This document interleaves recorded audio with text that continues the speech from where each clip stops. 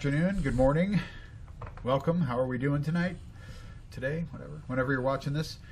We haven't filmed a podcast for a while, so we're a little rusty, but we're back at it. We did the men's conference 6 weeks ago, something like that, and kind of took a little break, a hiatus, if you will, and kind of got our bearings back about us. And now since we're in the month of June, we thought we would kind of stumble through the topic of pride from a Catholic perspective. So, Calvin, you've got some sort of article that you looked up. Where did you find that? Yeah, I got a couple of articles. I think the first one we're going to take a stab at here is going to be from CatholicStand.com. So it's a pretty interesting article. I'm not too sure when it was written, a couple years ago. So it does kind of talk about, pride being the sin of Lucifer, where he was proud, and that was what caused not only him to fall, but him to take, a third of the angels with him. Right.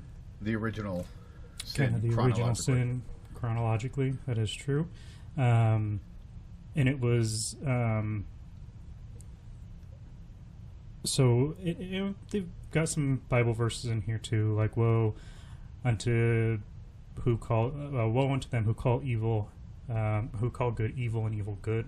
So this is probably going to tie in here something if you're thinking about the month of June, and we're talking about the sin of pride being the kind of original sin of creation, I guess I'll say, since the angels had been created at that point. And then you think about the month, and this Bible verse, woe unto them who call good evil and evil good. That's Isaiah 5:20. I mean, that statement alone, you could really look deep into, where people are calling, whether it's violent action good because it's... You talk about abortion. We've talked about that plenty of times on this podcast. But in this particular thing, the word pride, what it actually is evil. It is the root of all other sins for the most part.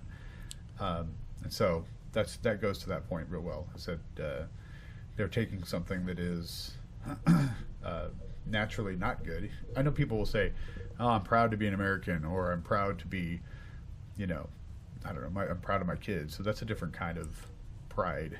It's not the same thing. It can turn into that. But you can be proud of kids if they accomplish something. Right. That's kind of a good virtue to have, in a sense. And I did see something where I was reading pride as a virtue as well.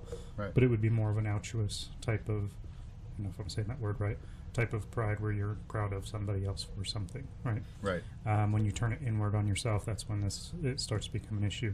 And I think that's where this other article that we pulled out from Catholic Exchange goes into a little bit more detail. So for those of you maybe at home that are thinking like, okay, what is pride? Like, can I say I'm proud of my kids? Or like myself, like if I would have, boasted a little bit too much about something I accomplished at work, I would see that as prideful. And that would be about all I would think pride would be. You mean before? From that, yeah, before kind of deep dive in, or before doing any kind of examination of conscience. This CatholicExchange.com, it also goes through, it's going to go through and break down 4 different types of pride, the bad kind. And it also does do a bit of an examination of conscience, so you can ask yourself some questions. Am I guilty of this? I think even on CatholicExchange.com, it also goes through, it's going to go through and break down 4 different types of pride, the bad kind. Kind of going through some of these. I think everybody's probably guilty of most of these at one point or another throughout their life, throughout their day, however the case may be, just by going over the definitions. But if you want a little bit more deeper, dive, maybe going into confession, this is a good place to go look. Maybe put it in your confession journal, the questions, so that you have them in the same spot every time. But what we've got here is number 1. We've got the pride of superiority or authority. And the definition of this one is typically narcissistic, angry, entitled type of pride. So this is one that, everything's about them. If we're talking about narcissism, right? Everything has to be about me. Maybe a kind of a center of attention type of deal. Right. And does say, as an example, a boss who constantly belittles his employees, or a parent who demands absolute obedience without reason, the person who always has to be in an argument, Right. Because they always have to be right about something. So this is kind of the superiority aspect of pride. Well, we were talking earlier too. Other examples would be when we talked about going to church and seeing somebody dressed poorly at church, and they're in their sweats, and it doesn't look like they're trying too hard. They've got their Raiders jacket, and it looks like they're more concentrated on going to the next, going home and watching football after church. That right there. And I think all of us at some points are guilty of that, where you see somebody and they're not even trying. I mean, you can do that at work too, but I'm saying even at church it happens. People fall into it, and you oftentimes don't even realize you're doing it. You're just kind of naturally making yourself superior to somebody, even though, And don't take that as too callous either, because you should put an effort going to Mass. Yeah. That doesn't mean that if you only have sweatpants, you shouldn't still come to Mass in your sweatpants. And some of us probably do need to work on maybe that aspect of looking at somebody who's wearing the sweatpants, because maybe that's their only pair. Yep. You can their only pants, or the dryer caught on fire that morning. They still need to make the Mass. There's a million reasons why somebody could or would wear sweats to Mass. Right. However, both of us are fairly traditional, so I think we would both agree that you should make every effort to make yourself presentable during Mass, for Mass. Dress like you're going to a job interview, or you're putting your best foot forward because you're walking into God's house. Right. Take your hat off, ladies. Longer skirts. Stuff like that. But yeah, so yes, I think that's a really good example for some way that you might encounter that, and probably something that a lot of people, mentally are doing, and maybe not even realizing that it is. Now, pride is it's a deadly sin. It's not a mortal sin. Now, you should still be in the habit of confessing these sins regularly as well, but deadly sins are deadly, which means they are leading to greater sin, which is mortal, the death part.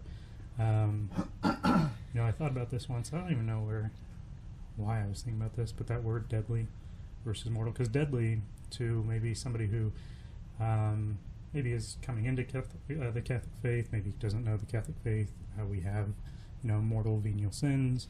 Mm-hmm. That word deadly, this is like if you had a charge for assault with a deadly weapon. It's deadly, but you didn't kill anybody, but it was assault with a deadly weapon. Mortal, the word mortal would mean to take the life. So a mortal would be one where you took the life. Word mortal meaning to take the life as well. So those two mortal words, even though deadly sounds scary, those lead to the more serious sins, and pride would probably lead to just about any number of the other sins. So pride is a capital sin, which is, I wrote this down because I knew I wouldn't remember it, but a capital sin is engender other sins and vices. Yeah.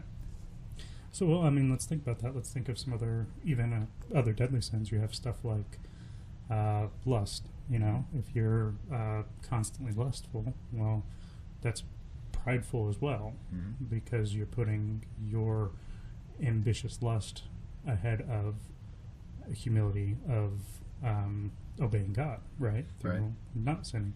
So all of them tie back to it in some way when you think of sin in general as you intentionally disobeying God.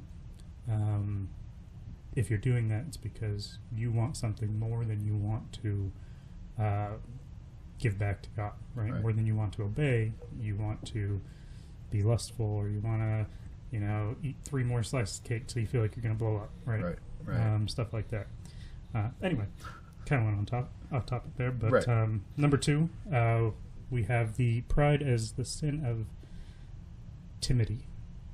Is it timidity or timidity? Timidity. Timidity. Yeah. Yeah. Timidity. Something like that. Whatever. You know what we mean. I can read. Me read good. So the pride as of timidity. So this is a type of self-love that ironically manifests itself as self-hatred. So the timidly prideful live in fear of what others are thinking of them constantly.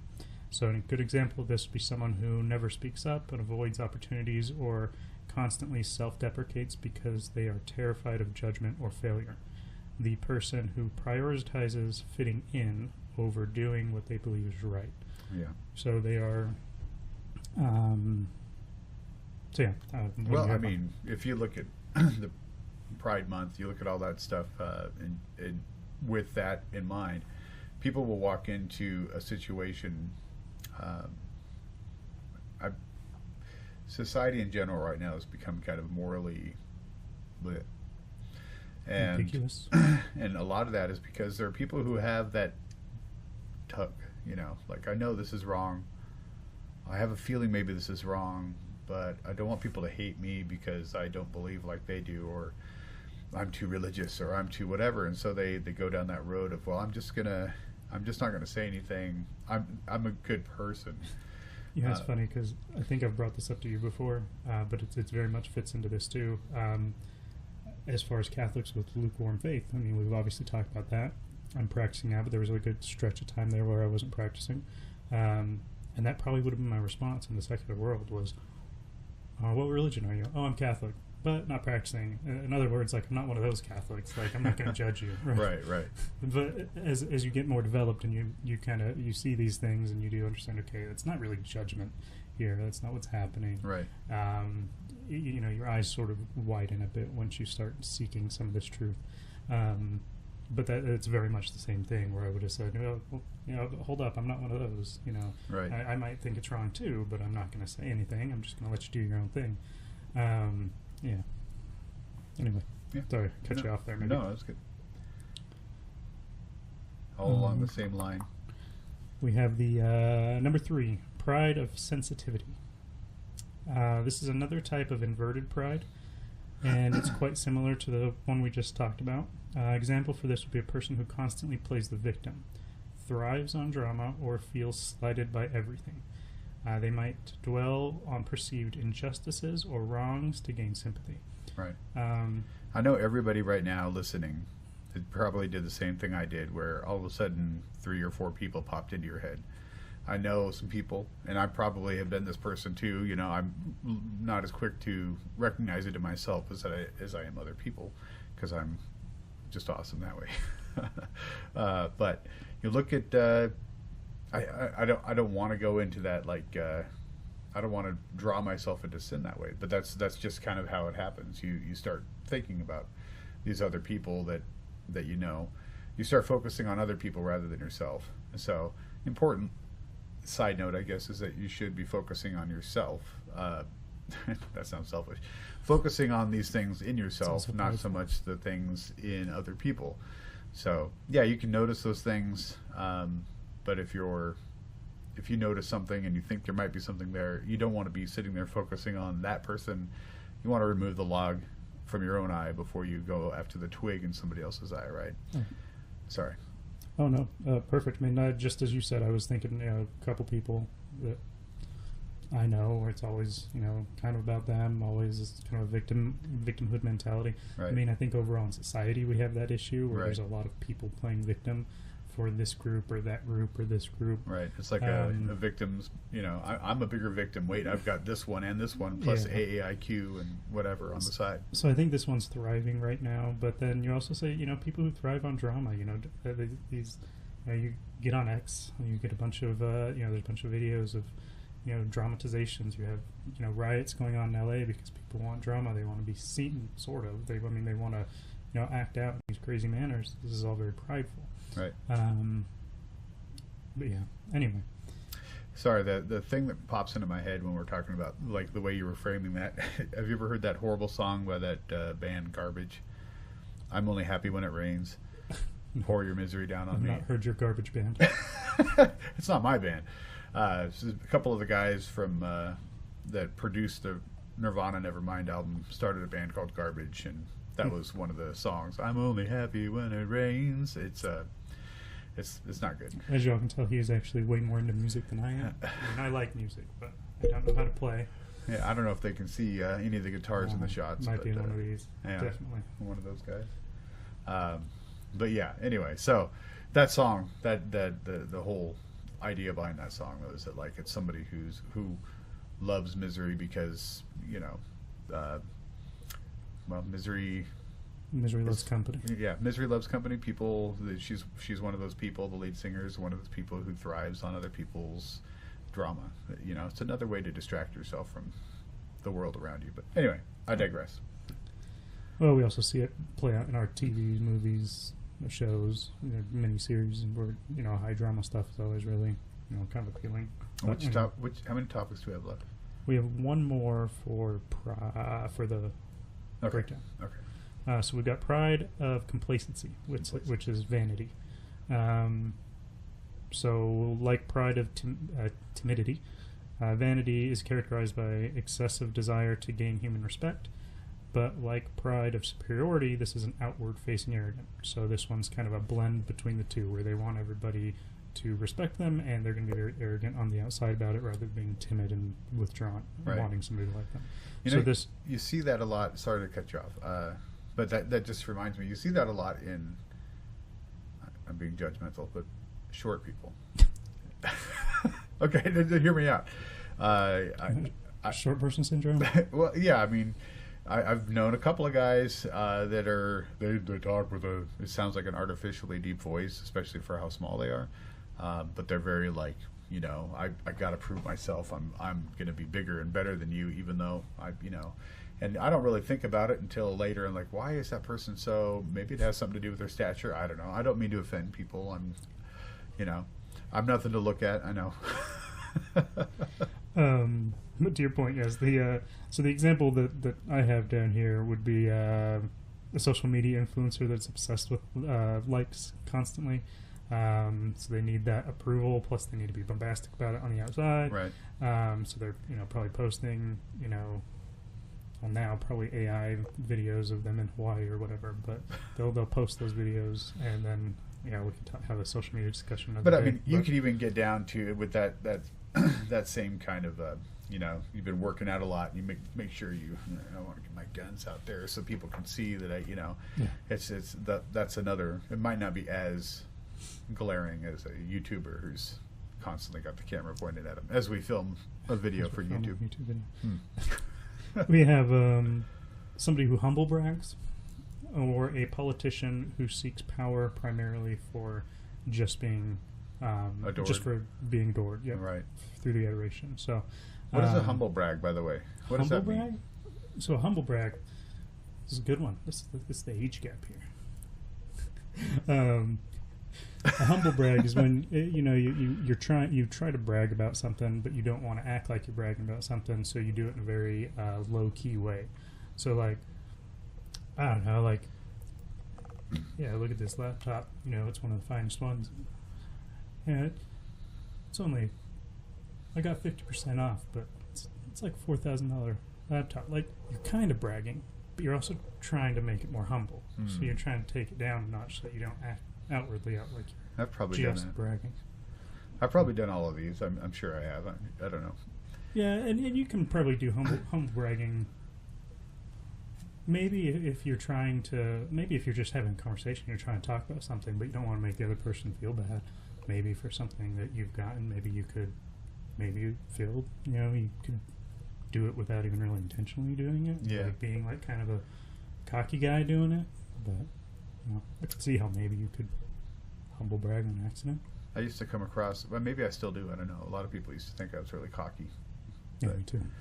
You thought I was cocky? No, people just think thought I'm you were very cocky. Okay. Like, oh, geez, man, you hurt my feelings. Yeah, but yeah, that was something that I don't know if I didn't mean to, but I don't know if it was just a false confidence or whatever. But now I'm showing my age. I'm going to look up humble brag really quick, just to make sure we get a very good definition for you. Because I mean, I know what it is. Just let's do Urban Dictionary. Okay, well, that's probably a good place to take a break. We'll come back with the definition of humble brag for you, and then we'll continue on from there. So, all right, stay tuned. Okay. Catholics invented science. Catholics invented the universities. Right. Catholics invented telescopes, observatories, the Petri dish. The 300 greatest scientists in the world, 212 of them were Roman Catholic Christians. Yeah. Checkmate. We invented science. It's all truth comes from God.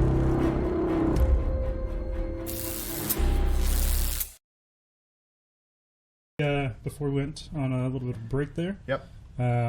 my Gen X friend here, Am I Gen X? you should be Gen X. I think Gen X was like I was right outside the gap. That's Are you a like millennial? I guess technically. Millennials 81, and 81 to like 93 or something. Everybody's going to be like, no, you guys, you're 81 idiots. to 95. I know I'm a millennial. I'm like right in the middle. Oh, go away, you ding ding.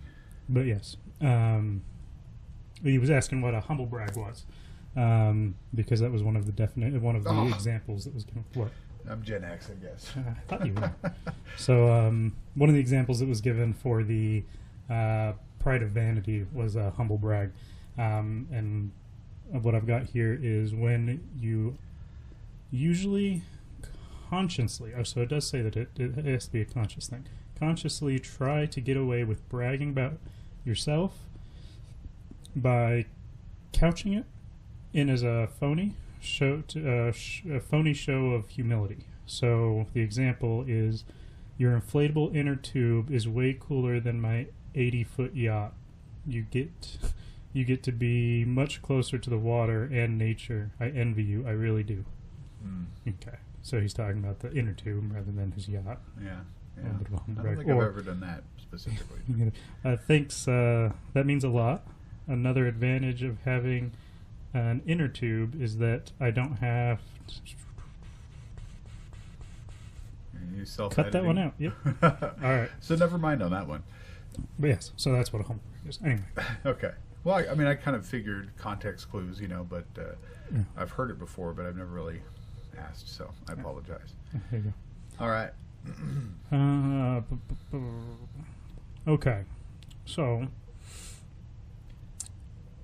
that was all of that information that we just gave you. Again, I'll put the link in the description. That one was all from the Catholic Exchange, and if you want to go, it does have a little bit of an examination of conscience. So next time you're headed out to confession, if you want to know if you've maybe everybody should do that. Now, during Pride Month, we should focus in on the sin of pride and do a very detailed confession on our prideful ways that we've all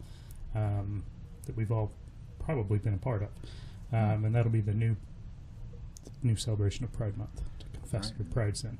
Of course, it is the Sacred Heart of Jesus. That's that's what this month is supposed to be about. So you could focus in on how you've been prideful and how to give the glory to God. Yep. So, Catholic Exchange, we'll put the link down there if you guys want to check that out.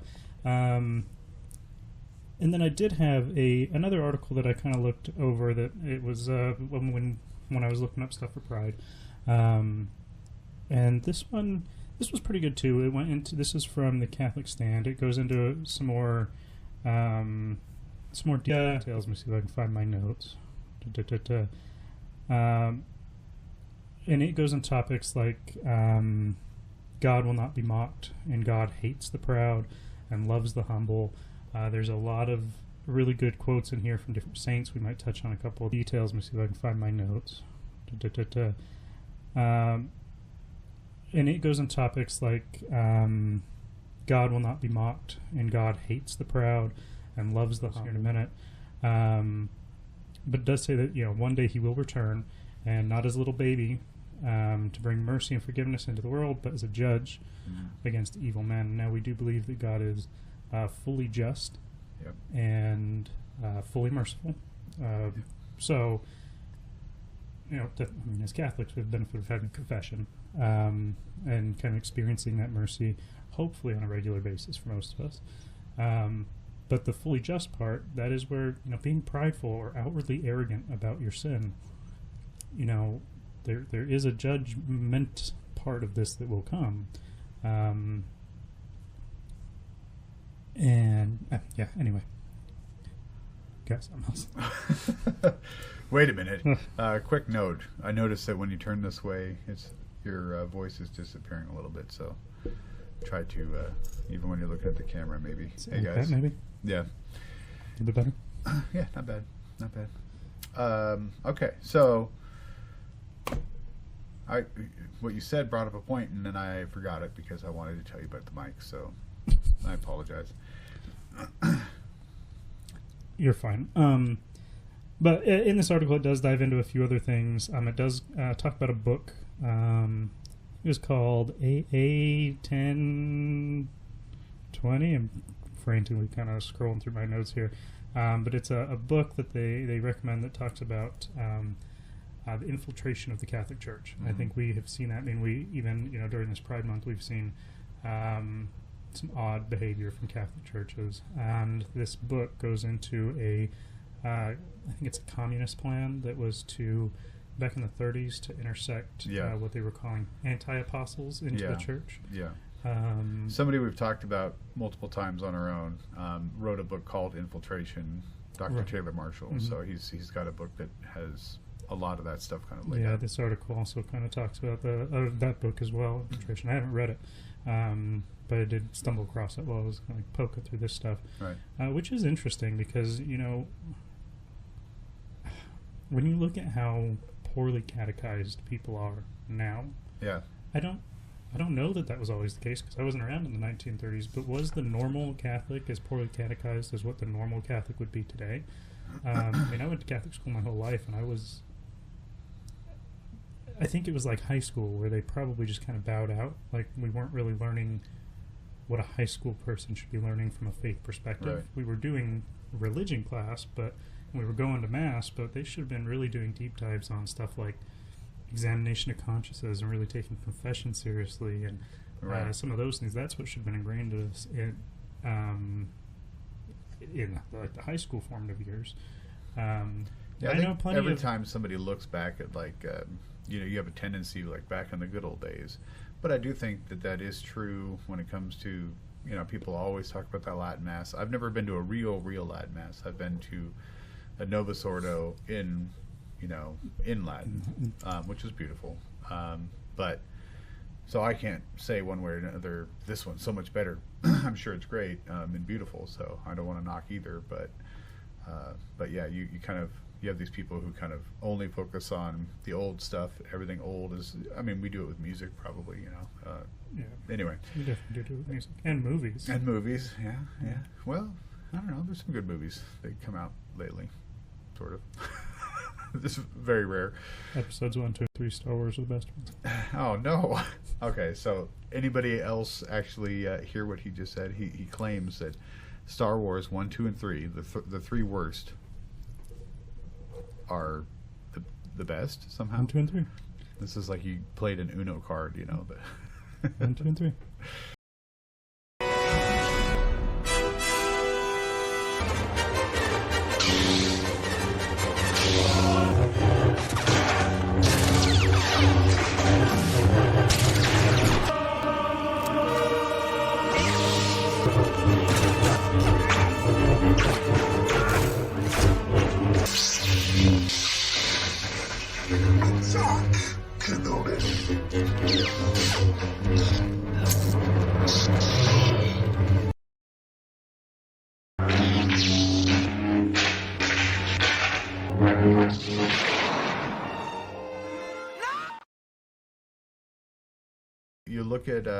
You tend to look at things in the past as better.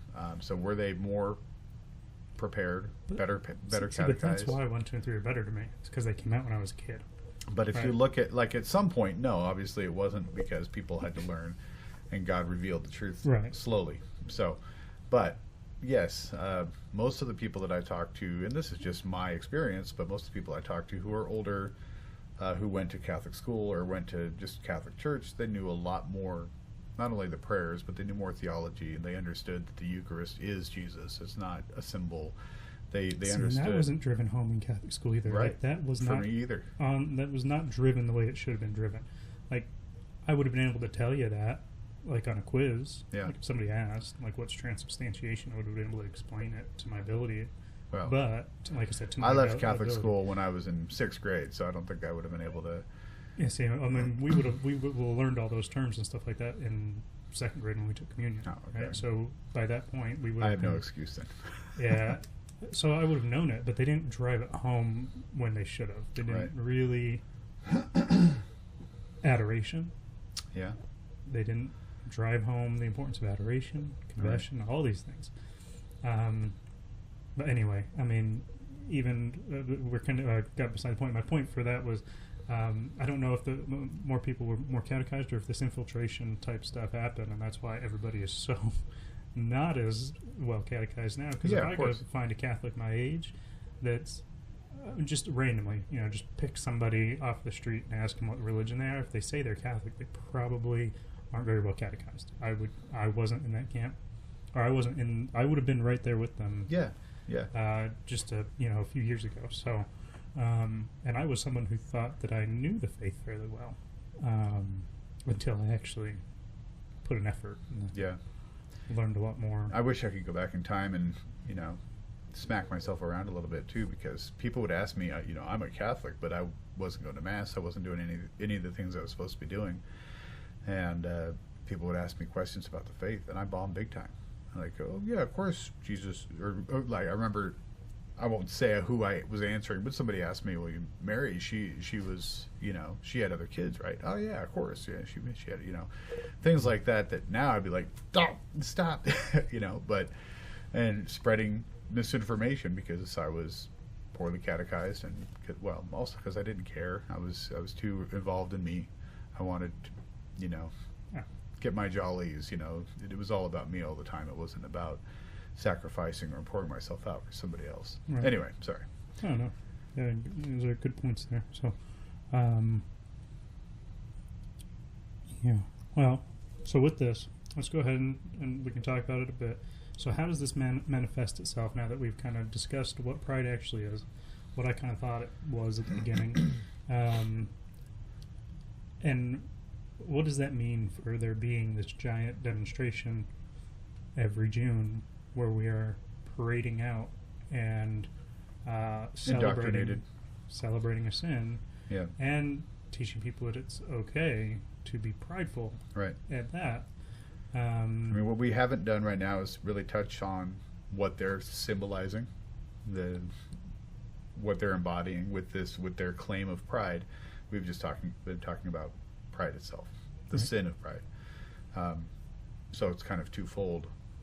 The fact that they use the rainbow as a symbol, which is one of the first symbols that God gave us back in the day. Rainbow, but right? Yeah, you're correct. 6, and then 7 is heaven, so that's the correct number of colors, and 6 is the incomplete. What is it? The incomplete number. So that's why 666 is the mark of the beast, or I don't know. I wouldn't be able to quote this, but I thought that I saw something, probably on YouTube, I'd assume, where the creator of that rainbow flag actually intentionally did that for it to be some kind of a symbol against God. You could be right. I remember hearing that. I wouldn't be surprised. Or I could be completely wrong. If somebody knows, you can let me know. Good to know that you can come to us and be confused by our rhetoric here.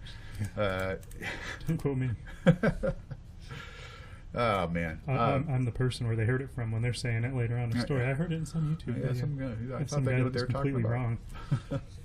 Anyway, I thought that I heard. I legitimately think I would watch some kind of a brief documentary on the creator of that symbology, and that there was some intentional stuff there. Yeah, I wouldn't know enough about it. I think there was intentional, and there was something intentional behind it, whether they knew it or not. No, yeah, well, it could be influenced either way. Yeah, exactly.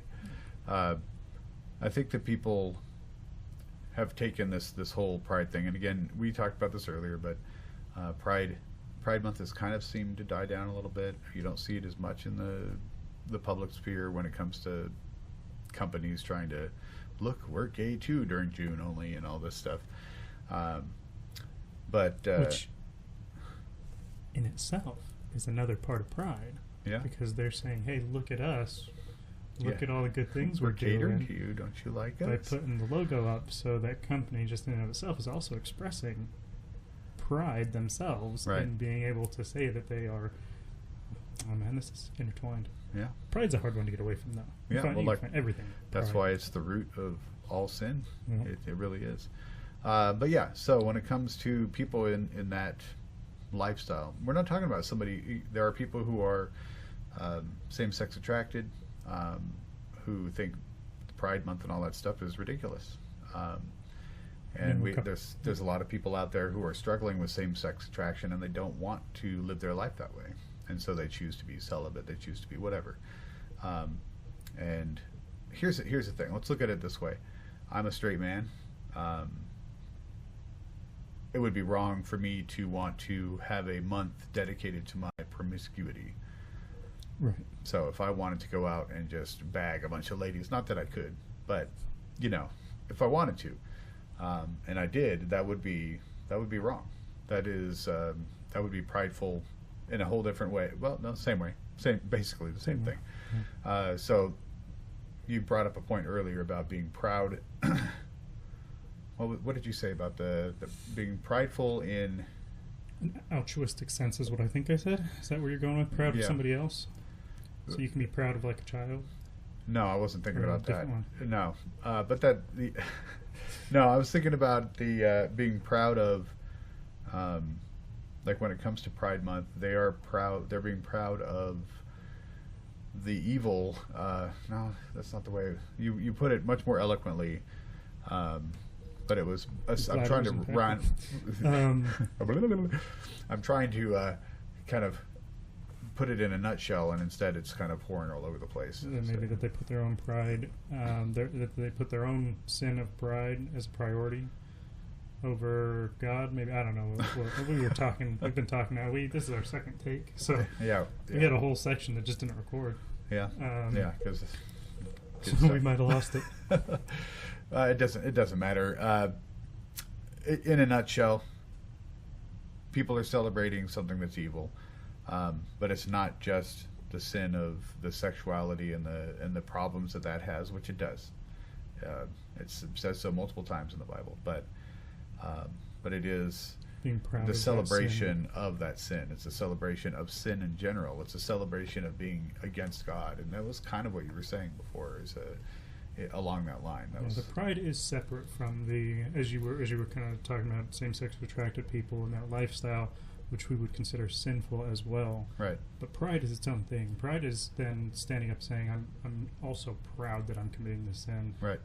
Because it's really weird and distorted. It's not. It's now stand up and not just I'm proud of this thing I did, but it's I'm proud that I'm expressing this sinful thing and encouraging others to do the same, which is also sinful. It's kind of like a misguided rebellion, You're rebelling against yourself, and you're rebelling against God, but you're damaging yourself, you're destroying yourself with all of the things, not only the lifestyle, a gay lifestyle, but also, especially, the other stuff, that stuff is even more so damaging, and it leads you into a dark hole of despair. That it can. See? All right. Well, any final thoughts, sir? Do you have anything that you feel like we haven't touched on today in the course of? I mean, I know that we could probably, if we did a little more homework, we probably could have. We could have. There was a couple articles were pretty good. Yeah. I think I want to read that book too. One was CatholicStand.com, and the other one was Catholic Exchange, right? Catholic Exchange, yeah. And those will be in the get the links in the video. in the description. Yep. But it was a productive day. We learned how to break down the sin of pride, which I encourage you all still to go do. I'm going to start that groundswell. We're doing Pride Confessions in June. You should do it more than June. But So, examination of Pride Month. there you go. Examination of pride. Here's something that Jesse Romero showed us. I just wanted to show this real quick. It's stupid. Most people know this, but so which camera should I take it to? That. Okay, so you're gonna have to explain it, but I don't know if they can hear me at all. So I don't know if this is in focus, but you notice if you do this, okay, can you see that? Let's see, maybe this camera can see it. I'll try that one. It's probably zoomed in a little bit better. You notice that the middle. I don't know what he's showing you as yet. You circle the middle and it says Spells demon. out demon. Yeah. Yeah. Pride. I'm just saying. Well, all of the Pride demons were prideful. Yeah, absolutely. They all rebelled against God. So yes, examination of consciences on pride. I think we said this. Maybe this is in the cut, but you can be proud of your children, though, Yeah. to an extent. Pride becomes bad when you start turning it in on yourself and being proud of the things you're doing rather than giving the glory to God. So, with that, I think we can probably call this a wrap because I don't know that we got much more to talk about. No, So, unless you want to hear us ramble about which Star Wars movies are better, but I'm not really even that big of a Star Wars fan, so no. Empire Strikes Back. we agree on Lord of the Rings. Oh yeah, I of love course. Lord of the Rings. The Hobbit movies weren't very good. My wife would disagree with me on that one. She loves the Hobbit movies. All right, guys. God bless you. We'll see you soon. Like, comment, subscribe, whether you liked it or not. You know, just because. All right, man. Take care.